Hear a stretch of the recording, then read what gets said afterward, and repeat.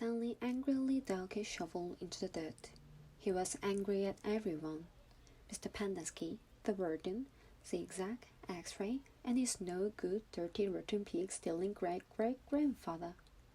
But mostly he was angry at himself.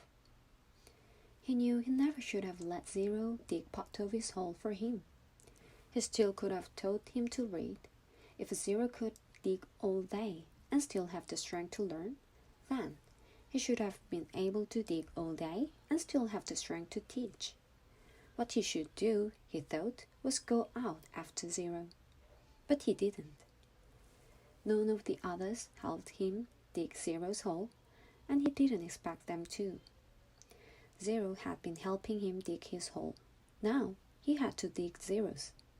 He remained out on the lake, digging during the hottest part of the day, long after everyone else had gone in.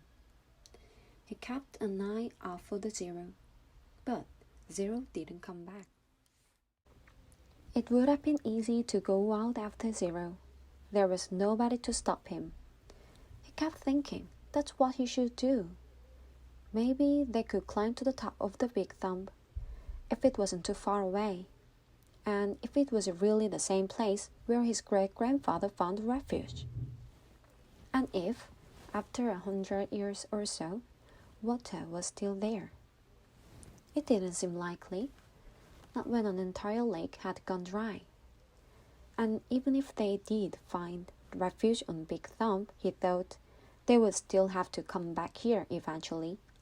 Then they would both have to face the warden and her rattlesnake fingers. Instead, he came up with a better idea, although he didn't have it quite all figured out yet. He thought that maybe he could make the deal with the warden. He would tell her where he really found the gold tooth if she wouldn't scratch Zero. He wasn't sure how he would make this deal without getting himself in deeper trouble. She might just say, "Tell me where you found it, or I will scratch you." Plus, it wouldn't mean X-Ray would get in trouble too. She would probably scratch him up as well. X-Ray would be out to get him for the next 16 months. He dug his shovel into the dirt. By the next morning, Zero still hadn't returned. Stanley saw one of the counselors sitting guard by the water spigot outside the shower wall. Mr. Pendanski had 2 black eyes and bandage over his nose. "I always knew he was stupid," Stanley heard him say. Stanley was required to dig only one hole the next day.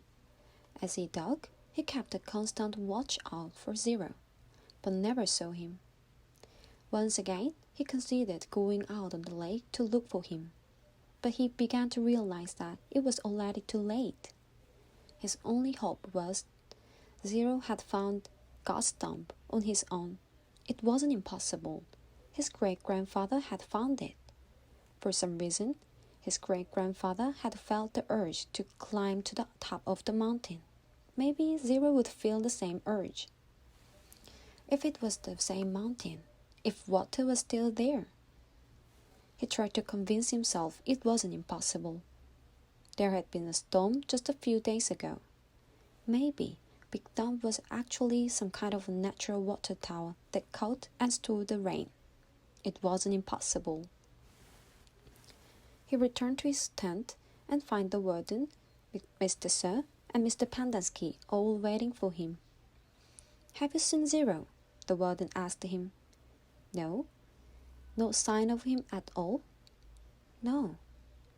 "Do you have any idea where he went?" "No."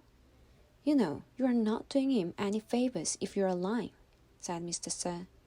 "He can't survive out there for more than a day or two.